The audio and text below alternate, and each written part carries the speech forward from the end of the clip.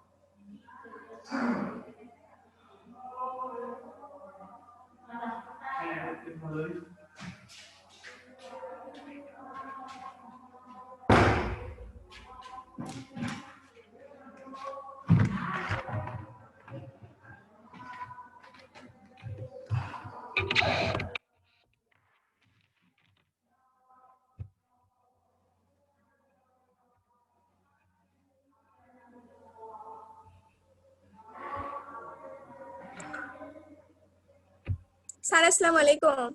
ওয়ালাইকুম আসসালাম। কি অবস্থা সবার, ভালোই আছো তো? স্যার আপনি? এই তো বাবা ভালো আছি। এই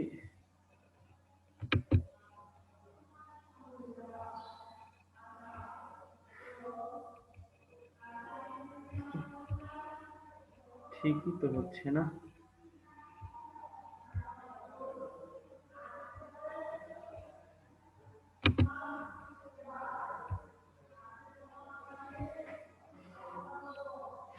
স্যার আসসালামু আলাইকুম। ওয়ালাইকুম আসসালাম।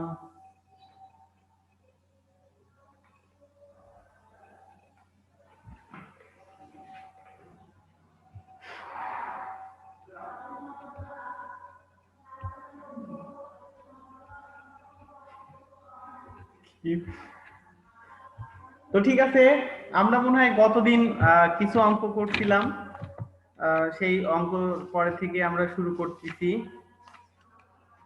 আর সবাই তো অ্যাসাইনমেন্ট জমা দিছিলা তো?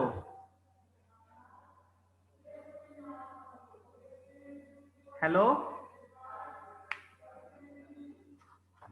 সবাই কি শুনতে পাচ্ছ? কোনটা স্যার? স্যার হ্যাঁ জি বলো। স্যার কোন অ্যাসাইনমেন্ট? এই যে ম্যাথমেটিক্স এর। ওটা তো দিছি। আচ্ছা। ওটা দেওয়া হয়েছে তো স্যার। ও আচ্ছা, হ্যাঁ অনেকের দেখলাম, আবার অনেকেই দেখে দেখে লিখতেও তো তোমরা ভুল করছো, যে কেন বুঝতে পারলাম না। ভুল করা যাবে না তো, ভালো করে লিখবা। আর অঙ্ক লেখাটা বাসায় বসে যদি এত খারাপ হয়, তাহলে ব্যাপারটা কিরকম হয়ে যায় না? দেখে লিখবে, সেটাও অনেক খারাপ হয়েছে। তো ঠিক আছে, আমরা শুরু করে দেই। এই 5 অনুশীলনীর আমরা মনে হয় কয় নাম্বার অঙ্ক করছিলাম বলো তো দেখি? স্যার 21। আচ্ছা ধন্যবাদ। এখন আমরা আর একটা গুরুত্বপূর্ণ অঙ্ক করব, সেটা 22 নাম্বার অঙ্ক। তো তোমরা সবাই একটু বই খাতাটা একটু রেডি করলা, তাহলে তোমাদের জন্য খুবই ভালো হয়। ওরে বাবা, এরকম কেন?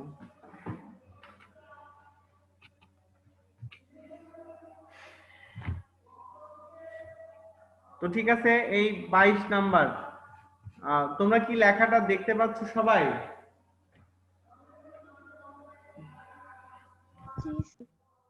আচ্ছা, একটু 22 নাম্বার অঙ্কটা সবাই মানে দেখো, আমি বলি। আর 22 নাম্বার অঙ্ক। স্যার ক্যামেরাটা একটু নিচে নামালে হয় না? জি জি, ক্যামেরাটা আর একটু নিচে নামালে হয় না? লেখা বুঝতে পারতেছি না। আচ্ছা আমি, আর বড় বড় করে লেখেন। হ্যাঁ আমি একটু বড় করে লিখবো নি, সমস্যা নাই। তো তোমরা একটু পড়ো। মানে মোট 120টি 25 পয়সার মুদ্রা ও 50 পয়সার মুদ্রায় মোট 35 টাকা হলে কোন প্রকারের মুদ্রা সংখ্যা কয়টি?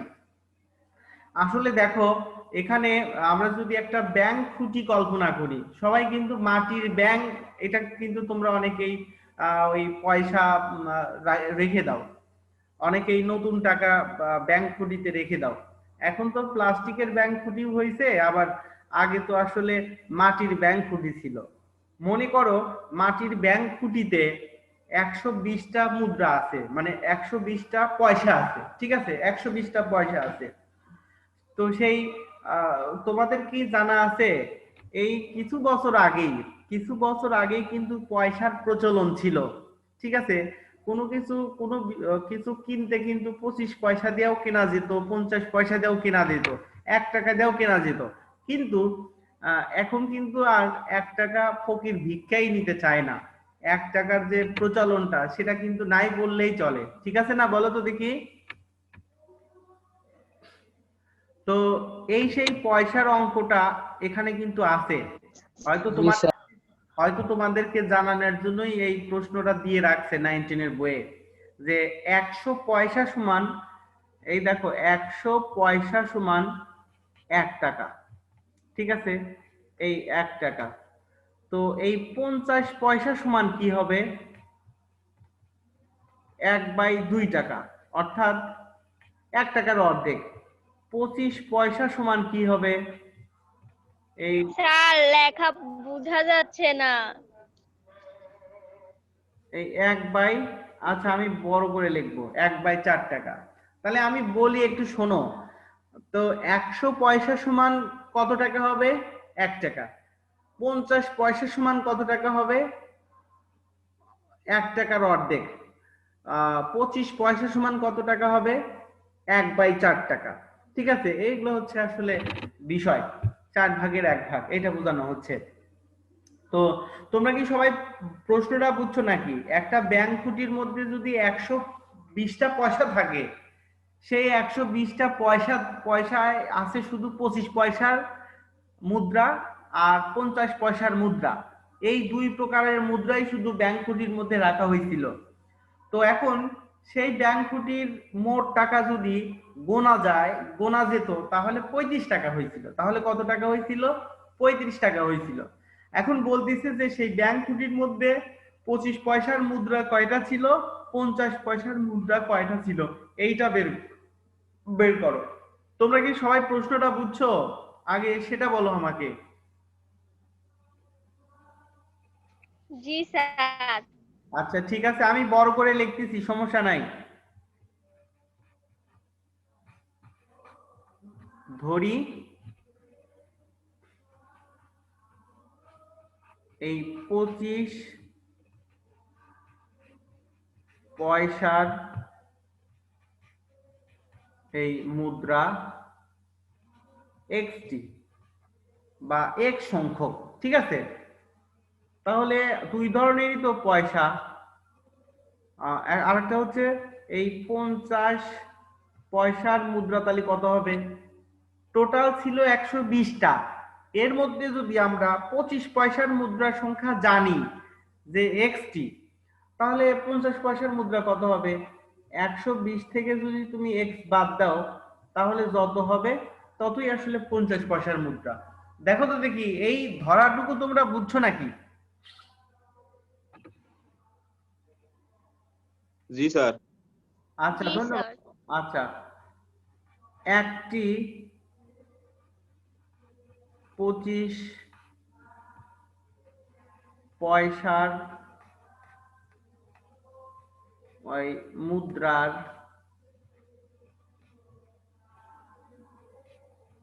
মান 25 পয়সা।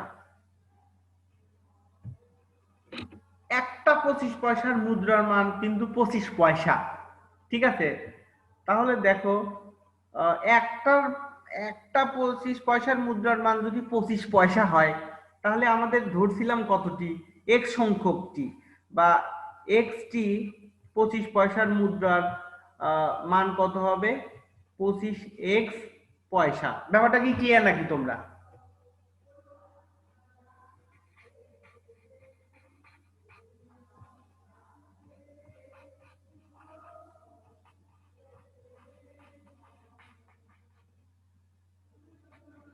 দেখো তো দেখি বুঝছো নাকি তোমরা ব্যাপারটা? স্যার আরেকবার একটু বুঝান।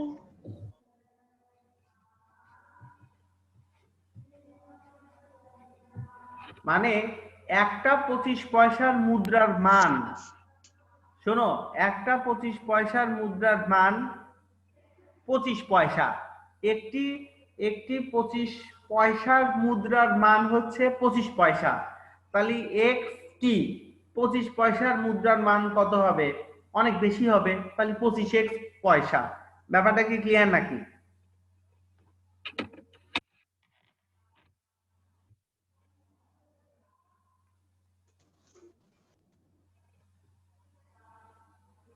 তোমরা কি বুঝছো ব্যাপারটা?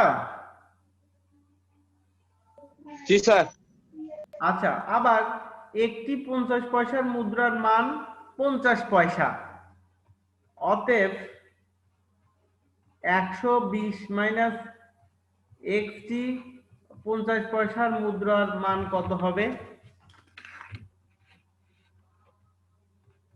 50 ইন্টু 120 মাইনাস এক্স। দেখো তো দেখি এই ব্যাপারটাও বুঝছি নাকি আমরা? জি স্যার। আচ্ছা, ধন্যবাদ।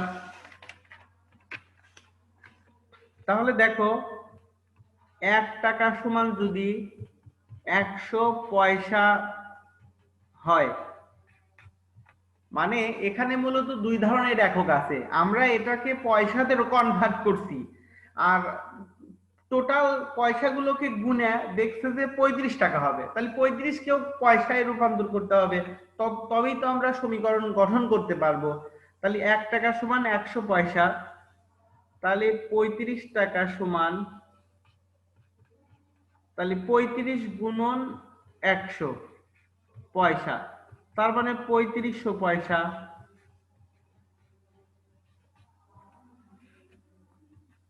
তাহলে প্রশ্ন মতে বা শর্ত মতে 25x পয়সা যোগ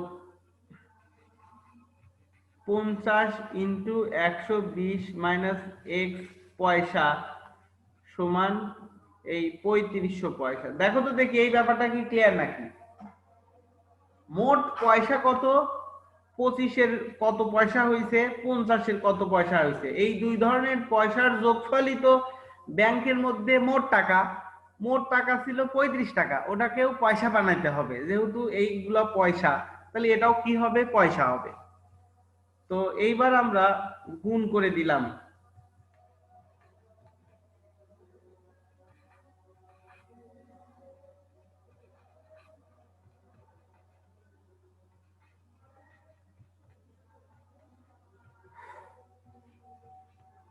দেখো তো দেখি,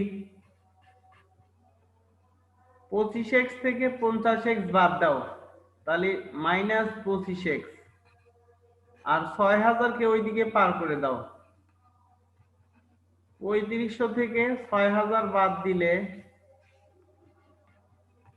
থাকবে হচ্ছে মাইনাস 2500। অতএব x সমান কত আসবে? 100। তাহলে দেখো উত্তর কিন্তু আমাদের বের হয়ে গেছে। 25 পয়সার মুদ্রা 100টি, এই 50 পয়সার মুদ্রা 120 মাইনাস 100টি কত দাঁড়াইলো? এই 20টি। দুইটা তো যোগ করে আবার 120 হতে হবে। দেখো তো দেখি এই অঙ্কটা তোমরা স্বাচ্ছন্দ্যে বুঝতে পারছো নাকি? জি স্যার।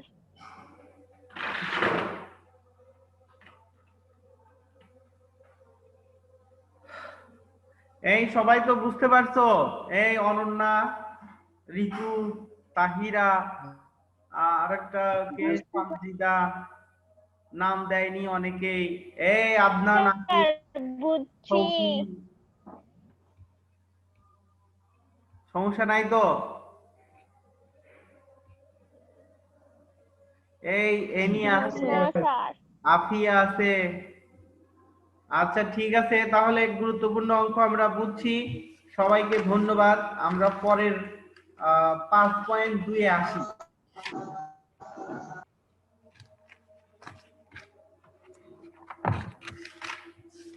দেখো 5.2 এরও ওই সমীকরণই, এখানে আমাদের কিছু অঙ্ক আছে, এটা আমরা করব।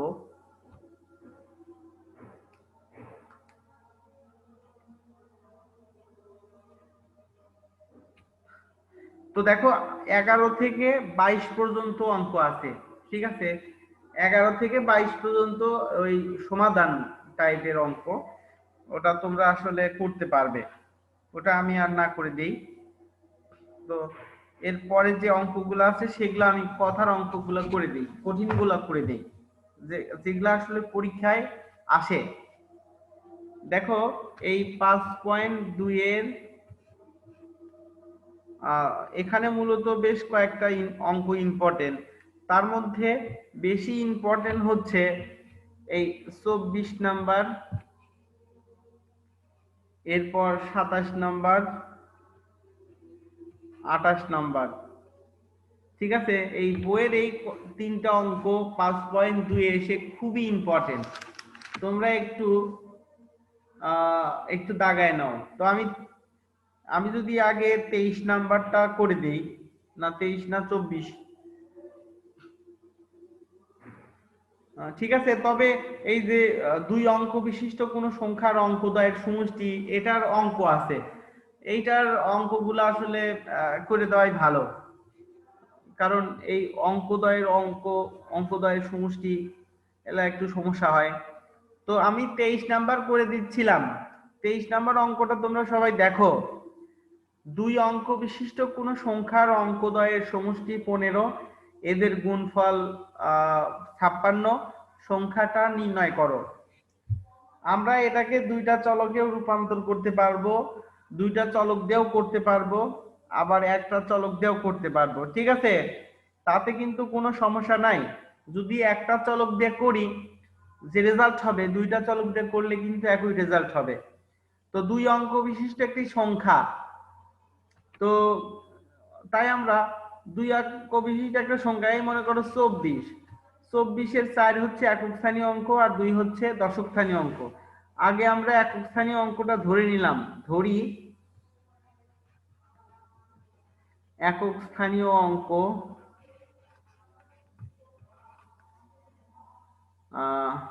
x, দশক স্থানীয় অঙ্ক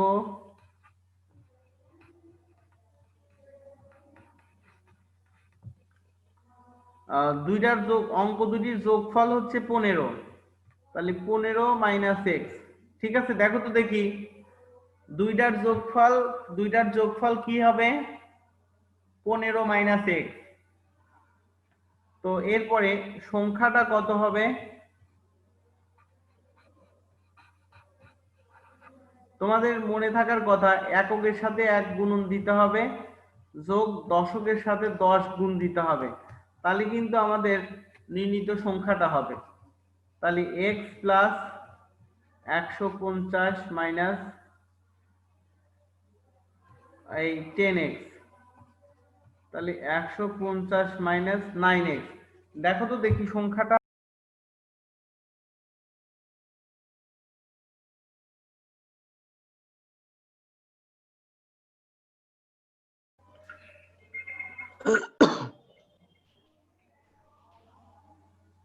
হ্যাঁ হ্যালো,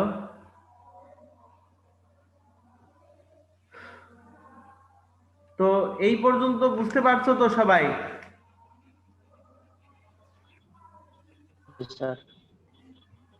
স্যার আরেকবার একটু বুঝান। মানে এই মানে তোমরা প্রশ্নটা পড়ো। 2 অঙ্ক বিশিষ্ট কোন সংখ্যার অঙ্কদ্বয়ের সমষ্টি হচ্ছে 15, এদের গুণফল আসলে 56, ঠিক আছে? এদের গুণফল আসলে 56। এখন আমরা সংখ্যাটা গঠন করার জন্য প্রথমে একক স্থানীয় অঙ্ক ধরে নিলাম x, দশক স্থানীয় অঙ্ক তাহলে কত হবে? দুইটার যোগফল যেহেতু 15, তাহলে 15 থেকে একক স্থানীয় অঙ্কটা বাদ দেই, তাহলে তো দশক স্থানীয় অঙ্ক হয়ে যাবে। তাহলে সংখ্যাটা নির্ণয় করব কিভাবে?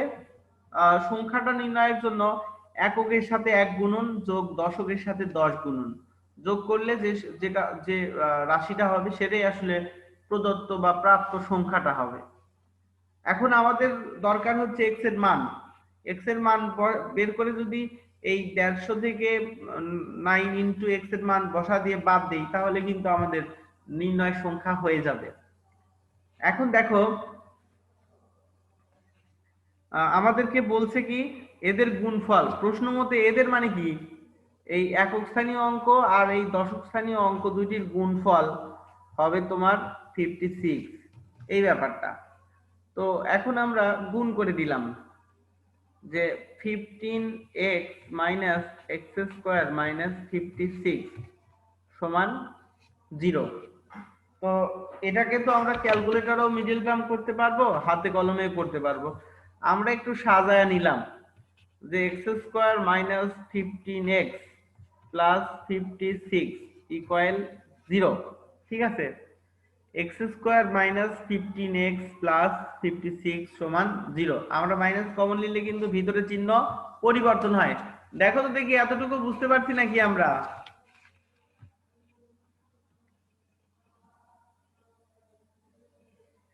জি স্যার। তো এরপরে বা x square minus 15x plus 56 সমান 0, এক্স স্কোয়ার মাইনাস, এখানে মিডল টার্ম করব। তাহলে মিডল টার্মের জন্য এই 56 থেকে এমন দুইটা সংখ্যা নির্বাচন করব। দেখো এমন দুইটা সংখ্যা আমরা নির্বাচন করব যে দুইটার গুণফল হবে 56 আর যে দুইটার যোগফল অথবা বিয়োগফল অথবা যোগ বিয়োগ হবে -15। তাহলে দেখো 28 হলো, তারপরে 2 হলো, 14 হলো, আবার 2টা যাচ্ছে, এটা হলো, এই 3টা 2 গুণ দিলে 8 হচ্ছে, আর এইদিকে 7, 27টা 56, 8 আর 7 যদি যোগ করি তো মানে মাইনাস মাইনাস যোগ করি তাহলে কিন্তু 15 হয়। তো সেই ক্ষেত্রে দেখো 8x মাইনাস 7x প্লাস 56 সমান 0। ব্যাপারটা কি ক্লিয়ার নাকি? 8 আর 7 যোগ করলে 15 হয়, আর 8 আর 7 মনে মনে গুণ করলে 56 হয়। তো তাহলে দেখো x into x square minus 8 minus 7 যদি কমন লাও x মাইনাস 8 সমান 0, x মাইনাস 8 x মাইনাস 7 সমান 0। তো সেই ক্ষেত্রে দেখো হয় x মাইনাস 8 সমান 0 বা x সমান 8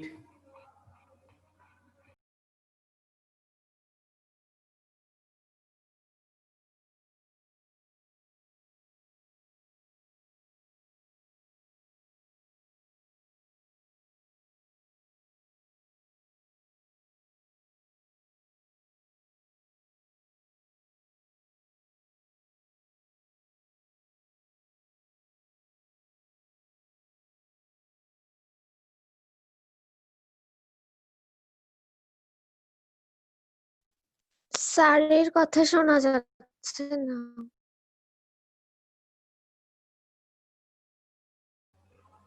হ্যাঁ এখন স্যার মাইনাস কমন নেওয়া ছিল যে সেটা কই গেল? এই রিয়া কি বলছিস এগুলা?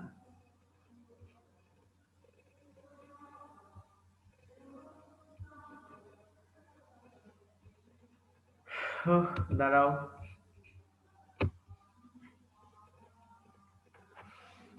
হ্যাঁ কি বললে? স্যার মাইনাস কমন নেওয়া ছিল যে সেটা কই গেল? আরে মাইনাসটা আমি ওইদিকে পার করে দিলাম। এই যে মাইনাস আমি কমন নিচ্ছি, ঠিক আছে, 15-র আগে প্লাস ছিল, ওই 15-র আগে মাইনাস হলো, আর বাকি দুইটার আগে মাইনাস ছিল, প্লাস হয়ে গেল। এই মাইনাসটা যদি ডান পাশে পার করে দিই, 0 দ্বারা যদি -1 কে ভাগ করি 0ই হয়ে যায়, এই জন্য লেখার দরকার নেই। এখন তোমরা একটু খেয়াল করো যে এখানে স্যার আমরা মানে মাইনাস কবে পাশে বার করছেন? জি জি। তো দেখো এখন যদি আমরা মিডল টার্ম করি, মিডল টার্ম করাতে এক্স এর দুইটা মান বের হয়েছে, একটা এক্স এর 8 বের হয়েছে, এক্স এর মান 8 বের হয়েছে, আর একটা এক্স এর মান 7 বের হয়েছে। ওকে, এখন আমাদের দুইটা অ্যান্সার আসতেই পারে।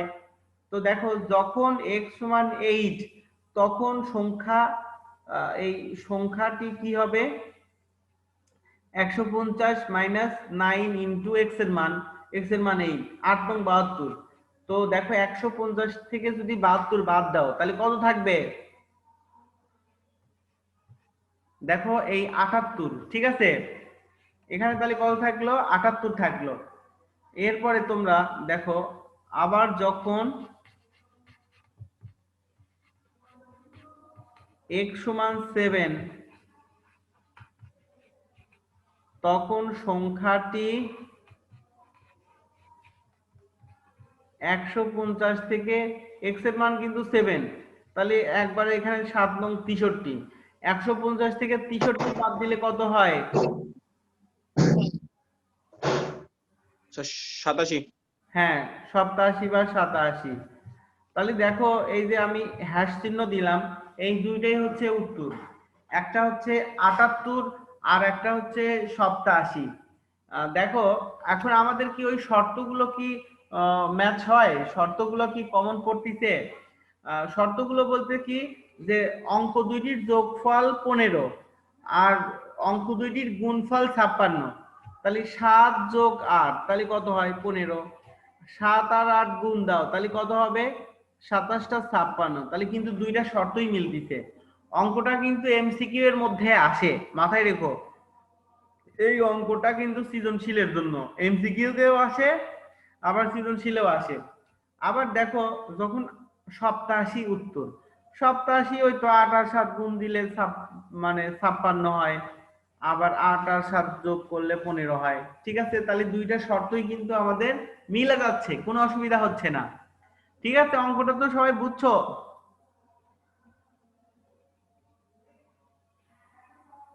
জি স্যার। ঠিক আছে, নাও আমরা পরবর্তী অঙ্ক দেখি। দেখো খুবই মানে গুরুত্বপূর্ণ একটা অঙ্ক, এই 27 28। আমি একটু ধারণা দিই যেহেতু সময় কম, আমি 27 28 নিয়ে একটু কথা বলি।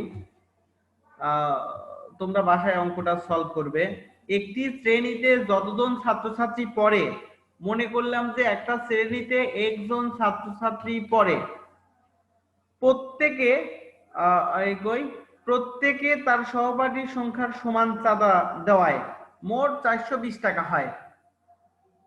তো তোমাদের কাছে প্রশ্ন, এই রিয়াদ বলো তো দেখি, দুই হাত টাঙ্গা দিয়ে আছে, মনে হইতেছে কি জানো যে প্রত্যেক ছাত্র তার সহপাঠীর সমান সংখ্যা চাঁদা দেয়। তাহলে রিয়াদ বলো তো তোমার শ্রেণীতে যদি তোমার শ্রেণীতে যদি 160 জন কত? ছাত্র হয়, তাহলে তোমার সহপাঠী কয়জন? স্যার একটু রিপিট করেন একবার প্লিজ। মনে করো যে তোমার শ্রেণীতে 160 জন ছাত্র আছে, তোমার শ্রেণীতে 160 জন ছাত্র আছে, ছাত্রছাত্রী আছে, তাহলে তোমার সহপাঠী কয়জন? স্যার 160 জনই তো। হ্যাঁ ঠিক বলেও ভুল করছো। স্যার প্রশ্নটা আবার একটু আরে স্যার বলবেন? 160 এক্স হবে। হ্যাঁ ঠিক বলছো। এইবার প্রশ্ন করতেছি এই আদনান আকিবকে। এই আকিব কথাই বলতেছে না। আদনান আকিব, তোমার সহপাঠী, তোমার স্কুলে বা তোমার শ্রেণীতে মোট ছাত্রছাত্রী হচ্ছে 160 জন, তাহলে তোমার সহপাঠী কয়জন?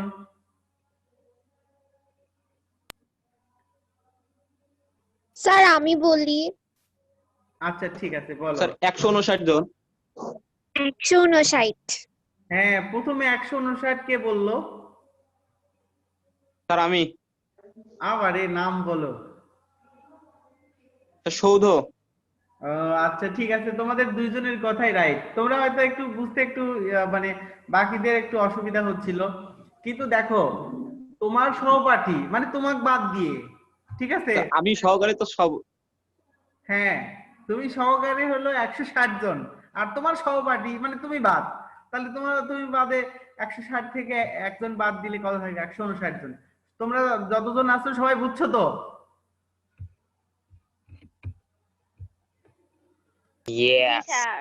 তাহলে দেখো তোমার সহপাঠীর চাঁদার পরিমাণ কত হবে? তাহলে বলছে কি সহপাঠীর সমান চাঁদা, তাহলে চাঁদার পরিমাণ হবে এই x মাইনাস 1 টাকা, ঠিক আছে?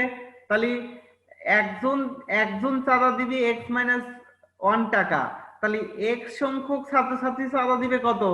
x ইন্টু x মাইনাস 1 সমান 420 টাকা। এই যে এখানে ক্যালকুলেশন করলে x এর মানটা চলে আসবে, ঠিক আছে? তোমরা তাহলে 27 আর 28 নাম্বার অঙ্কটা এই নিয়মে করে ফেলে দিবে, হয়ে যাবে ইনশাল্লাহ, ঠিক আছে?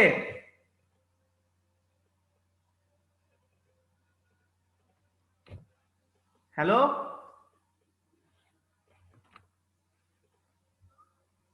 তো ঠিক হ্যাঁ আছে, স্যার বলেন। তো ঠিক আছে, সবাই ভালো থেকো, এই যে আরেকজন ক্লাস নিবে, তো এই নিয়মে তাহলে অঙ্কটা করতে হবে।